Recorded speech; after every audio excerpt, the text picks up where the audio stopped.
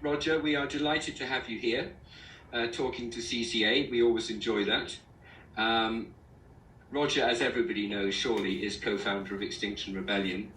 This is a man who I have greatly enjoyed his relentless search for what's true, what works, what's useful. He's inspired many of us with his videos and interviews of folk, and I have greatly enjoyed being part of, as have many of us, Insulate Britain and that wonderful community of people putting the truth on the road. This is a different sheep, a different animal, we shall hear, but some similarities, but a different thing is Just Stop Oil. So we look forward to hearing all about that from Roger. And Roger, the floor is yours. Thanks very much, Mark. Yes, well, it's an honour. What more can I say to speak to Christian Climate Action? I know quite a few of you, so it's great to see you all, and thank you so much for giving me the opportunity to speak to you. There's many of us on this call, including myself, who will be going into action regardless of whether we're going to win or not, and regardless of who joins us, because it's an act of personal integrity, act of service to God, and all the other sort of reasons that we are aware of. And at the same time, you might say that we have been blessed with a certain amount of analytical intelligence, and we need to use that to try and work out what we need to do in order to save ourselves and the next 1,000 generations and all this horrendous reality that we face. So let me just start with the sort of iconic quote to sort of set the scene. So this, as a lot of people know now, this is the quote of the year, isn't it? We have to act quickly. What we do, I believe, in the next 3 to 4 years will determine the future of humanity. This is Sir David King, former Chief Scientific Advisor to the British government. So that's really setting down a certain challenge. And I think we could say a lot about that quote, and we could say a lot about the science, but the fundamental thing I want to try and communicate here is our responsibility to realise that when you have a time limit on achieving an objective, that profoundly changes your strategic calculation. Do you see what I mean? If we've got 50 years, then we can all, go on holiday, can't we? We can all relax a little bit and, take it step by step. The fact of the matter is, we may be out of time, we may have a little bit longer than 3 years, but we're in an emergency. And one of the problematic things about the climate movement, of course, is it's always pushing on to industry, commerce, governments, this requirement that they act as if there's an emergency. But there's a certain hypocrisy involved, because the climate movements themselves do not act as if there's an emergency, as you're probably aware. So if there is an emergency, let's be honest with ourselves what that means for us and what we need to do.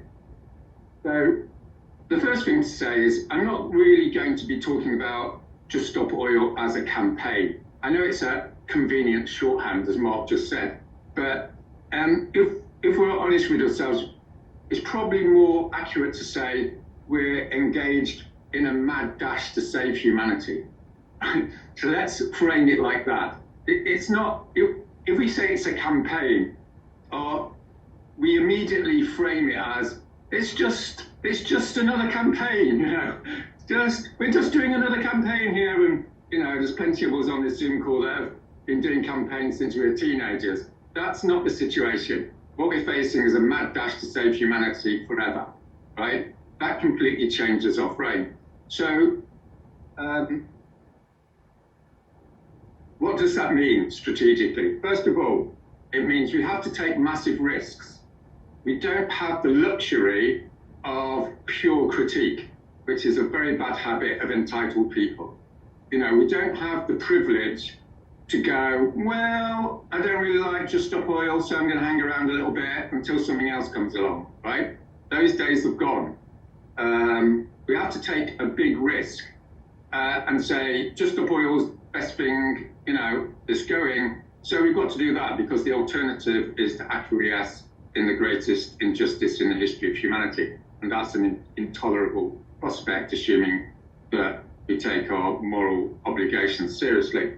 So we have to take these big risks. The second thing we have to do is try and remove our organizational and cultural egos, as I would call it, right? Another privilege of entitlement, as it were, is to go, well, I don't really like Roger Hallam, so I'm not going to join, or, there's those Buddhists involved and they're not really my cup of tea, or, you know how this goes? It's like, we're over here and we don't know whether we're going to join you. Those days have gone, right? As Chris Hedges says, the great American Christian radical, success comes when movements join together who don't like each other. Okay, you get it? Right? You're successful when you swallow your pride and go, okay, I'm going to have to deal with those people, and because we've all got to work together. Sometimes I use the example of the French Resistance when conservative Catholics, fought side by side with radical Republicans. And if you know French history, they weren't overly keen on each other. So why did they do that? Because they're facing the end of civilization. Okay. And the third thing is, we don't have the luxury of having loads of different demands or waffly demands, right? We know, arguably in 2018, we needed to have the general demand, which was there's an emergency, declare it, and all the rest of it. In 2022, we've won the argument. Everyone knows there's a climate emergency. The question that the public's asking now is, how do we create change? We know how to create change. You create a single demand, and everyone gets behind that demand, whether or not it's their favorite demand, because everyone has to get behind it in order to win. So all this sort of stuff is, strategy 101, as I'm sure you're aware, right? Allocate all your resources to one point in time and space. So I'm not arguing this evening that just stop oil is some sort of transcendental objective, thing that everyone should agree with. That's not what I'm arguing at all. And I said this with Insulate Britain. What I'm arguing is it's good enough, okay? And it's got enough momentum to build behind. There isn't anything else. Extinction Rebellion, as you know, has already come out to say what we want is no new oil. Right? Just Stop Oil is saying no new oil. Just to make it clear, the specific demand is no exploration, drilling, and such like for new oil. That's it. And as many of you know, the idea of getting a win is to make a small demand, which is then winnable, that then galvanizes the movement. And you saw a glimmer of that, of course, with Insulate Britain, that has re-galvanized the movement towards civil resistance. And of course, you saw it in 2019 when 50,000 people joined XR in 4 weeks because they saw a gateway towards some degree of material and spiritual salvation. That's the game we're in. We need a small demand and then the world will blow up. That's the idea. Okay, so those are the fundamentals. There's 3 or 4 sort of elements that I want to sort of propose, which are important in order to bring this to success. So the first innovation is to move towards what we're calling in Just Stop Oil radical trust. One of the reasons Insulate Britain was such an amazing community of resistance was because people gave each other the benefit of the doubt, right? In other words, we reversed the culture of suspicion and individualism that is endemic in our culture. Why have they got the power? Why aren't I allowed to participate and such like? Now, we all know that those impulses have got a good side to them. I'm not saying for a minute that participation is a bad idea. However, in an emergency, dare I say it, someone has to be in charge. Someone has to make the decisions. And in Insulate Britain and Just Stop Oil, there is a group of experienced activists and campaigners who are making the decisions. And that's explicit. And of course, if people don't want to, work under that system, there's plenty of organizations and networks that don't use that system. But I would suggest to you a primary reason for the success of Insulate Britain, you know, whether or not you like the tactics and what have you, it was did create a massive impact, and that was due to it having a coherent strategy, which was decided by a small group of people who carried that strategy through to fruition, right? And obviously, hopefully we did that with a reasonable amount of compassion and competence, which is why, you know, lots of people are staying on in this system. So what we've discovered around the world is when you have a small group that creates this strategic coherence, then you do get significant growth and cohesion. And of course, arguably, it's a lot more enjoyable environment to work in rather than a more chaotic one, let's put it like that. So that's one element. The other element is disruption. I'm not going to talk that much about disruption because I'm sure everyone on this call knows that disruption works, or at least is strategically necessary. You know, it's not sufficient, but it's strategically necessary. You know, whatever you think of Insulate Britain, the fact of the matter is, you know, 3 out of 4 British people knew about Insulate Britain within 4 weeks, which according to the head of a big NGO, that was the fastest name recognition campaign in modern British history.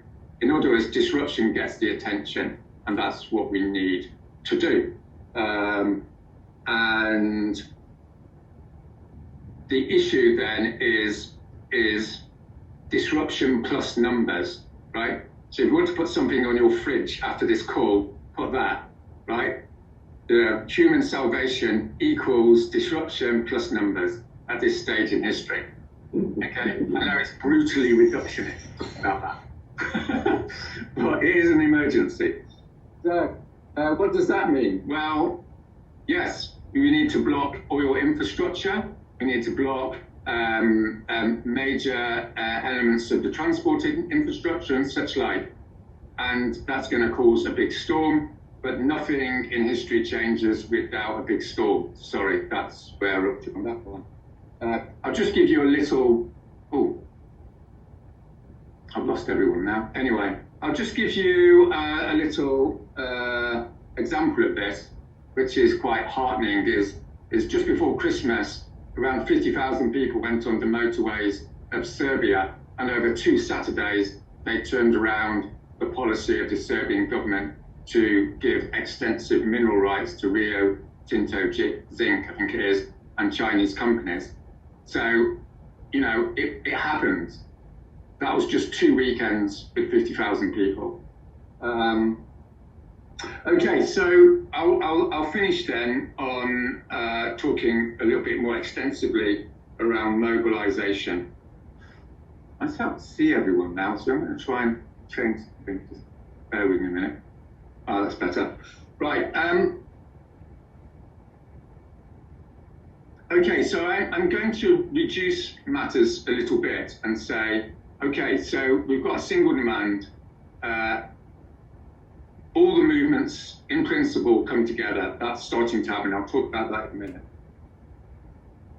And then, like we saw with the Serbian case, or with the Freedom Riders case, or the 100 or so different case studies I could spend hours to you talking about, there's always a point at which an opposition comes to the negotiating table. This is a critical, reason not to be cynical about critical change, right?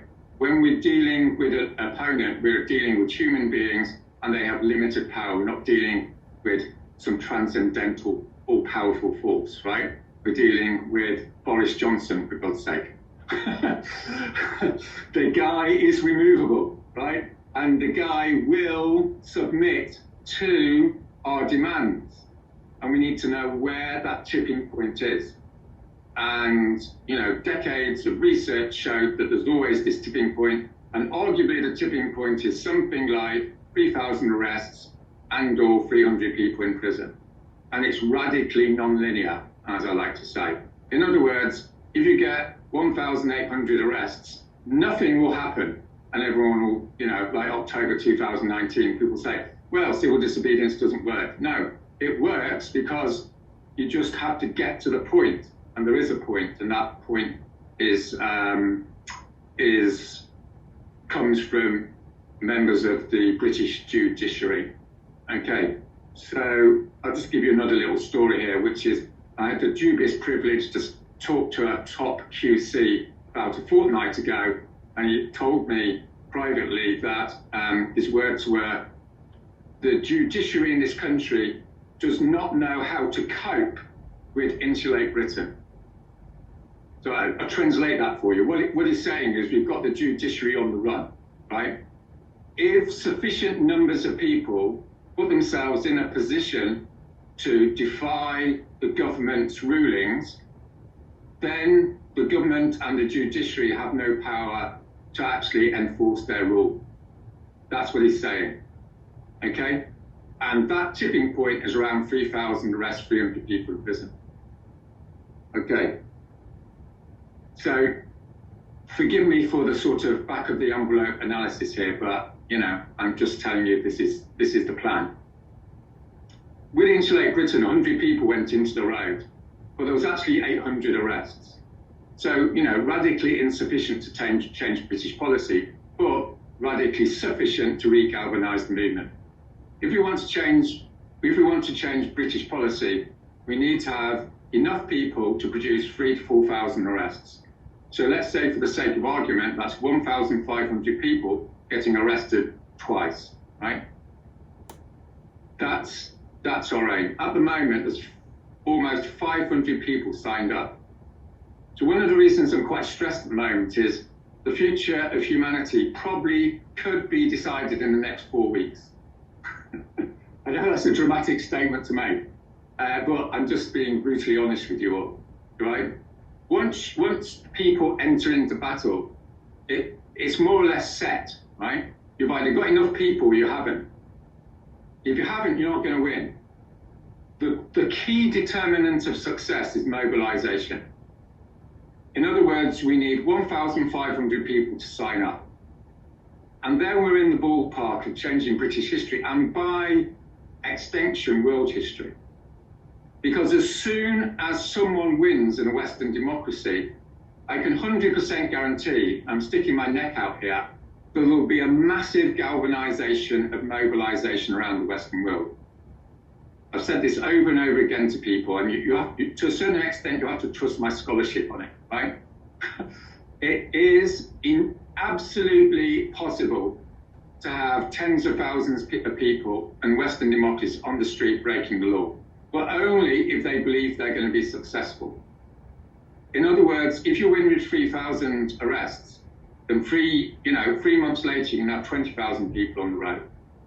And we saw this with Extinction Rebellion, right? You know, when we had that massive, episode of empowerment and hope in April, when we saw the government, when they enacted a climate emergency, we had a glimmer of success, didn't we? And 50,000 people joined XR. Those 50,000 people didn't join XR because someone knocked on their door, right? They joined XR because they had a glimmer of actually escaping from the hell that they all know we're approaching. So basically, that's our job. You know, there's 3,000 arrests, and that means we need 1,000 more sign-ups in the next 6 weeks. Okay, so how is this happening? It's happening primarily through 2 mechanisms. First of all, we're doing geographical mobilizing. In other words, like we deliver leaflets, we put out posters, we do stalls, we advertise meetings to XR groups, to green groups, and we're holding something like 15 meetings a week. And at each of those meetings, about 5 people signs up, okay? And then the other thing we're doing is student mobilization. And this is what's relevant towards Christian mobilization. So this is what's called sectional mobilization. It's mobilizing people of a particular identity rather than living in a geographical area. So the situation with the student mobilization is it didn't look that good with Insulate Britain, did it? So lots of people might have been forgiven for thinking it's difficult to mobilize young people. What we have to understand is mobilization is a function of design, right? It's not a function of culture. What I mean by that is it's entirely possible to mobilize just about any group in society if you do systematic mobilization. So what we did with students was we had 4 students in the room about 10 weeks ago. We said, right, we're going to map out all the universities in the UK, and we mapped them out, And then we worked out a way of going to do meetings, which was to go on campus, deliver 5,000 leaflets, bypass all the bureaucracy, go and find a room that's empty and have a meeting. Right? This is what civil resistance looks like. It's not about waiting 8 weeks for the student union to get back to you. We haven't got that time. So this has bearing basically on Christian and church and faith mobilizing. Just to fill you in, we're starting to mobilize the same mechanism with trade unions. Someone just asked about that. So again, we're not going in at the top. We've just emailed 1,000 trade union branches. We've got a whole bunch of people now organizing meetings with their unions, or in their towns inviting different unions to meetings, okay? And everyone is probably familiar with the structure of those meetings, the talk, the testimony, and the breakout group. Okay, so we're meeting a bunch of Black community activists next week. Some of those people have said they're prepared to go to prison. It's like the penny is dropping. What's happening in the Caribbean and Africa is an absolute obscenity. We all know that. They know that. And so we could be seeing the beginnings of the first sort of multiracial climate mobilization, which we've all been waiting for. So that's coming along the line. 2 or 3 other things I'll just mention is I had the honor of talking to, this will cheer you all up. I had the honor of talking to, what's he called? Adam McKay 2 nights ago. So Adam McKay, if you don't know, is the director of Just Stop Oil. Slip of the tongue, director of Don't Look Up. Has everyone seen that? Yeah. So if you haven't seen it, you need to see it. It's a little bit close to the bone for those of us who have done loads of interviews. But anyway, he said, what's the quote? He said, I couldn't be more freaked out. And then he said, I'm in. So he'll do whatever he wants. So I'm getting him to come and talk to all you nice people, the UK climate movement, in a few weeks. And so we're getting all these famous people to do a virulent routine, as you might say. Okay, so there's him, celebrities. This thing is starting in lots of different countries. So, it's like Just Stop Oil's just started in Norway. There's meetings in France happening, and Belgium. There's about 12 Western democracies that are going into civil resistance with various different demands late March. So this will be a global story. There's no absolute guarantees, but it's got the makings, along with all the various XR mobilizations, of being the biggest thing since 2019, which obviously it needs to be.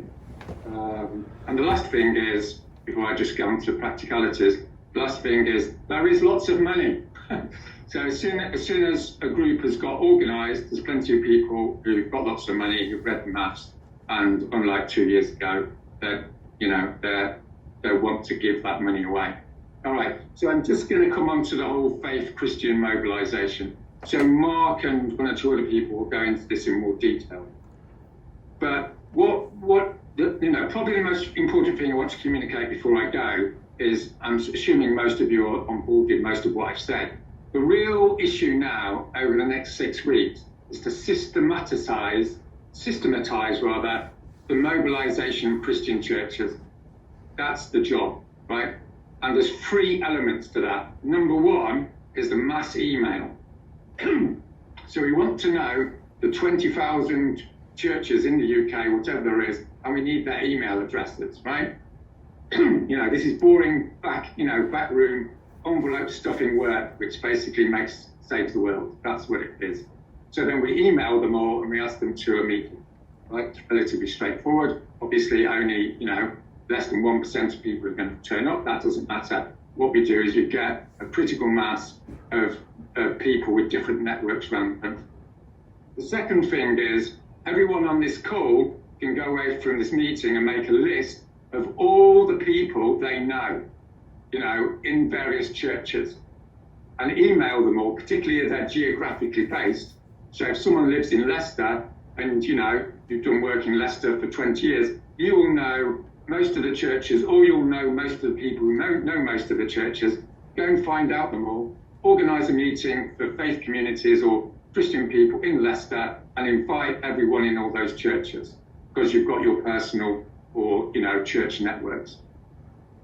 The third thing is Christian Climate Action, assuming they're going to be nice, is to say, look, we've got 1,000 people on our books, send out an email to them all, phone them all up and say, we want to do this mobilization. We want to provide the opportunity for people, church people in your area or in your church to hear about Just Stop Oil, and who do you know? So you'll email Fred, in Northampton, he'll get back to you and say, yes, I will contact the churches in Northampton. I know all of them. And when you contact the churches, again, it's not asking for permission. It's not like, will your church support Just Stop Oil? It's more like, we would like to do a meeting, or we are doing a meeting, and we'd like to invite your congregation, or whatever the right word is for people in that church. So, sorry, it's a little bit of a dash, through all those different steps. So I am on hand, obviously, to talk to various people, to advise on this, and I'm working with Ian and Mark, but we're having a weekly meeting to organise the mobilisation of faith communities. It's entirely possible, and it just requires some systematic approach and a lot of hard work. So I'll leave it like that. Do apologise again that I have to rush off to talk to trade unionists, nothing personal. But yes, it's lovely to speak to you all, and thank you so much for all the work you're doing and all your dedication, and I'll speak to you again. Thank you, Roger. Thank you very much, and hope your next meeting goes well. Thank you. So we will come back to those issues about church mobilisation later, and you can ask more questions about that. We're now just going to change the pace a little bit, take a deep breath, and hear from three lovely individuals. First, it'll be Val, because Val is in Scotland and she has only paid the barman for a bit more internet in her hotel. So we'll hear from Val, and then we'll hear from Jules, and then from Sue about how it all feels and looks from their point of view, looking at civil disobedience. So Val, can we hand over to you? Would you like to give us your testimony, as you've not done before? Thanks, Mark. Hi, everyone. So I've got 5 minutes to say, I guess, why I signed up for Just Stop Oil. And I think just to give you a bit of an idea about the journey I've been on. So in 2019, I was with everyone in the streets, and my husband got arrested twice, and I saw the logic of civil disobedience, and I saw that at work, particularly in the April uprising. So that was something that I could see that the media really got hold of it, so I could see the effectiveness of it, but I still wasn't actually committed to civil disobedience myself. I supported it, but I didn't actually get arrested. When I went to, moving on to 2021, when I went to went to G7 meeting, I saw that it was while it was very good to be there, it was highly ineffective in terms of what XR were able to do. There were very few arrests, and it was a kind of so what kind of experience. I enjoyed being there. I joined a pilgrimage to Carbis Bay, but it really, I felt that it just wasn't meaningful in terms of the attention to the government and to the public. So that was echoed to a certain extent during the summer. But one thing I did think that Insulate Britain could do was to actually get attention. And so I was attracted to the possibility of it, but I have to say, I think it was actually physical cowardice that made me not join in to get arrested. And when I went to see Roger speak in Stroud, and I was very impressed by his arguments, but I just felt that the knockback from the public, as well as the physical danger, I just didn't have the courage. And I don't feel good about that. I don't feel good about admitting it. Since then, I've met a lot of people involved in it. And yes, there is that sense of courage, but also what Roger referred to as radical trust. And speaking to Mark and to Sue and Ruth, who are on this call, I really got a sense of that radical trust, and I witnessed it at the trial at the High Court in December. One thing that Roger did spur me on to do was the action which a few people on this call were involved in, and that was at St. Paul's, where we did get arrested, and there was a very specific demand made there to get the Church of England to divest, and in particular the Diocese of London. So I do see the point of specific demands, and that was that has been relatively effective in the sense that we are in conversation with the Bishop of London. But it was really after COP26 being there for 2 weeks, again there was very little civil disobedience at COP26 in Glasgow. I was there for the whole time, and I felt it was such a huge missed opportunity. The world's media were there, and they were desperate for stories. They would basically, if you waved a flag, you would get the media there in your face. So I felt that there was a missed opportunity there. And but one thing I'd like to, if I have the time, Mark, to the one thing that has really made me switch to a full commitment to get arrested with Just Stop Oil is this, and that was the DLR trials that. About 9 people, I think 8 of you were Christians, and I went to both trials at the Inner Crown Court in London. So these were DLR actions back in 2019. And I want to read out 2 things that were, there were agreed facts, which were both read out at those 2 trials. And those 9 people over 2 trials were acquitted unanimously. And I feel that there is a tipping point, that the people of in the UK, including London commuters who acquitted these people who would maybe feel, oh, I wouldn't like to be in a train that was this disrupted. But these agreed facts were read out. They were agreed by the judge and the prosecution. And I'll read out number 4 and number 6.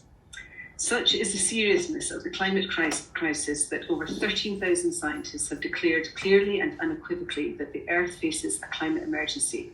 The word emergency denotes a serious and urgent situation that requires our urgent attention.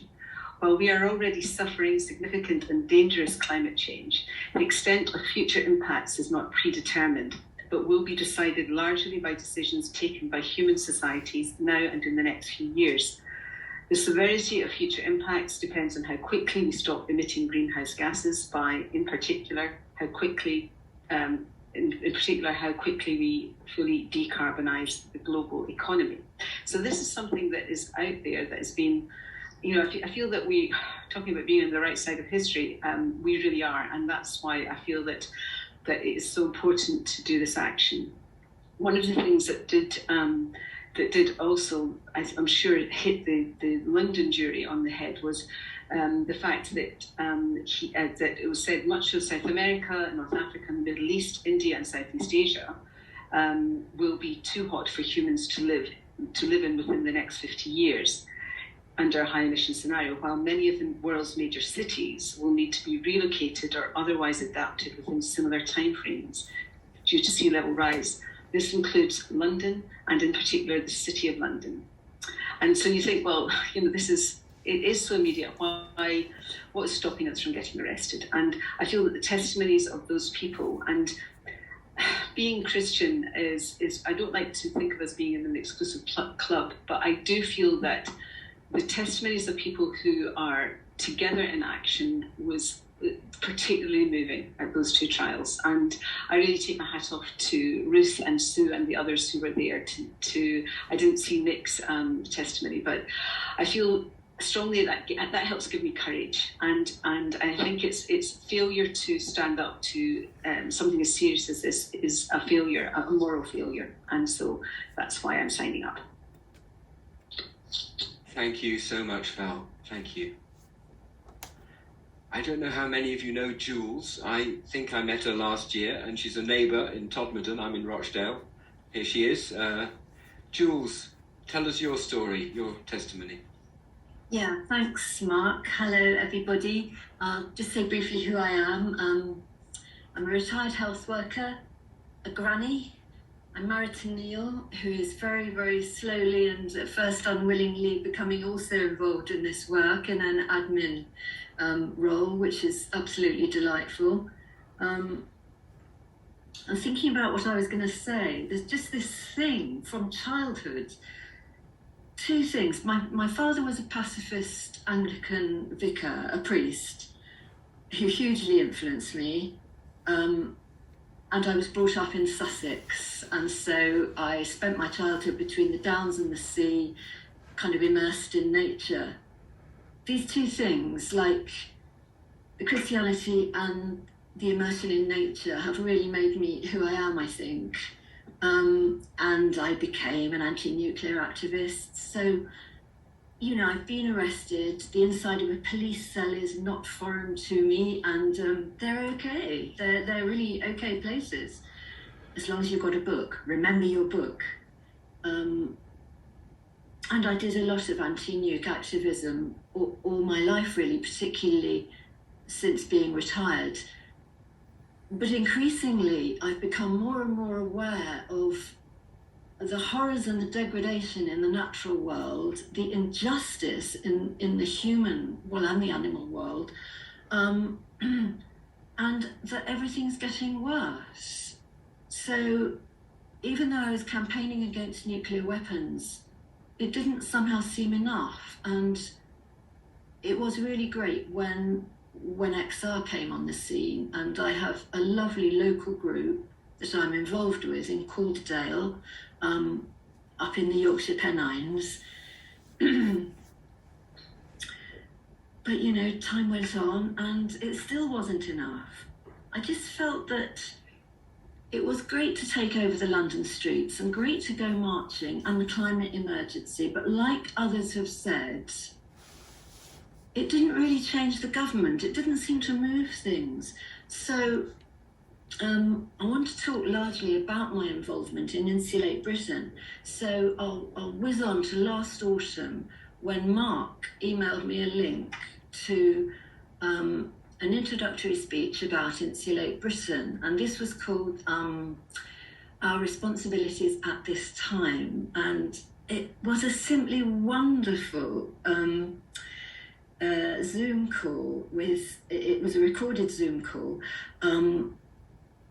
with people from Greenham Common, and it really, really related back to my activism as a younger woman, but also it fired me up for this Insulate Britain thing.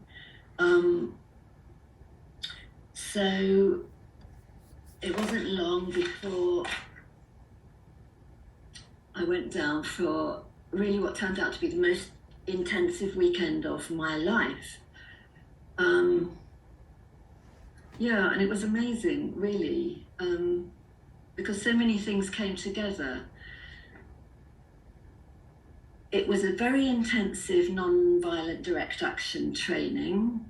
That was wonderful. I had done training before, but not to this degree of intensity. It was 8 hours with very good trainers. It was with people who, they absolutely knew the science, they knew what we were up against, and yet they were absolutely full of joy. And I gradually came to realise that the joy comes when all your fears about what's happening to the environment suddenly find a commensurate sort of form to act in. And this is what Insulate Britain was, and I think this is what Just Stop Oil will be, because it's the same structure, the same people, a lot of them, and the same sort of non-violent love at the heart of it, because people aren't really reticent about talking about love and about love being at the heart of it. And this is where it kind of links up for me with Christianity and the sort of love that, to be honest, I've not really found in the churches. We've moved quite a lot, me and Neil, in our married life, and you know, I've been to a lot of different churches, and I have found, you know, great love and friends, but never this sense of speaking the truth and acting together. And yeah, I'll just tell about one thing, because Roger mentioned radical trust, and one of the things that I remember most from the weekend was after we'd been on the road, we were having a debrief, we were all in a big house in Maidenhead of all places, and Batesy got us all in a ring. There were about 26 people, all in a ring. And we did this extraordinary game. We just turned and each said to our neighbour, "I trust you utterly." And I thought, this is bonkers. I don't even know these people very much, you know. I'd known them for the weekend. But I did it.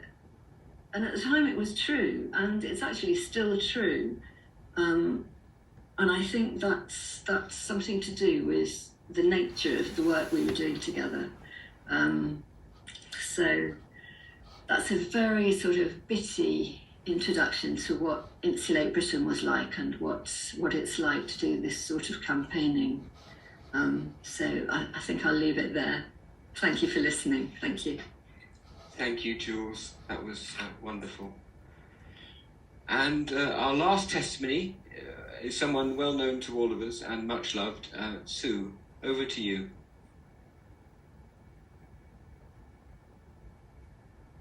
Yes, thank you. Lovely to listen to those two testimonies. I'll try to come at it just slightly differently. I come at it as a Christian, as we all do, but from the point of view of the enormous privilege of, at my time of life, being found to be able to do almost what I feel I've been meant to do all my life, if you know what I mean. Almost arriving at the point where, well, this was what it was all about, was it? And it's the most enormous privilege to find myself amongst such totally wonderful people. And echoing what Roger said, you know, that we don't choose the people we're with, and we're with all sorts of people we'd never probably sit down with. I have found that, and am finding that, the most amazing experience, to find that this thing that we're all united about, overrules and overrides everything else about us. Having said that, the further point that I feel so much is that was I asked myself, well, why, Lord, are you asking me to do this, really, when I've got nothing? I can hardly walk most of the time. I'm very limited in many ways, really. And I'm convinced that this must be right, because it's so much at the heart of our faith, isn't it? That God chooses the weak things of this world to confound the things that are mighty. And my goodness, we have got very mighty things to confound when we think of the governments of the world and the fossil fuel industry and so forth. And what I have been so touched about, really, in being part of these campaigns and actions, is the way in which usually there are very few of us that are Christians in the group, but the way in which everybody is so interested in what Christians have to say and to offer. Not that we spend any time talking about it in a very full-on way, but I'm thinking of, well, you were part of that, Mark, weren't you, when we were in the van and then praying together with people before we went on the motorway a couple of times, and how keen people were, who have nothing to do with the faith, how keen they were that we should do this, and so much wanting to be involved. And I said to the bishop the other day, when I was summoned again for a sort of know what I was doing and what I was about. I said, Bishop, I've been a Christian for nearly 80 years, and to the best of my knowledge, I've never brought anybody to the faith. I've been a Christian all my life. I've never, not been a Christian. And as far as I know, I've never brought anybody to the faith in the whole time. and, you know, even as a priest or as a preacher or anything. But since I've joined Insulate Britain and XR and all these other bits and pieces, quite several people, I feel, have wanted to know more about the faith and wanted to talk about it and been interested in it. And so an angle I think that is worth sharing with the group now this evening is the way that we have this opportunity to preach the gospel. Now, I don't mean, of course, that in you know, it's like St. Francis says, isn't it? Preach the gospel all the time if you have to use words. But when you think of the heart of our gospel, which is sacrifice, and it's about giving our all to something. It's about laying down our lives. And these are very easily translatable ideas into what we're doing when we go and lie on the motorway, for instance. We do lie down, we do give our all, and we are offering ourselves for whatever it can be used. And enormously so, this idea of handing ourselves over, this idea of radical dependency, which surely is the heart of our Christian faith, but it's very difficult actually in ordinary life to have the opportunity to experience that in the way I think one does have when you are so vulnerable, so dependent on the people that you have to trust, so dependent on God for seeing you through, so clear when you hand yourself over at the point of arrest and taken to the police station that you are not in control of your life anymore. You are completely out of that control. You have given it over and given it up for the sake of what God is calling you to do. And the other point then I would want to say about this is that we talk a lot about civil disobedience, but actually, as Christians, if this is right for us, what we're being called into is radical obedience to the will of God. Now, you can look at this all sorts of points of view. How could it not be God's will for humanity to do what it can to at least slow down this terrible catastrophe that's heading our way, to at least try to avert some of the destruction of God's beautiful creation, to at least try to lessen the terrible suffering that's coming down the line, that's already there in the world, in the global south for us all to see, but that it will come to all parts of the world.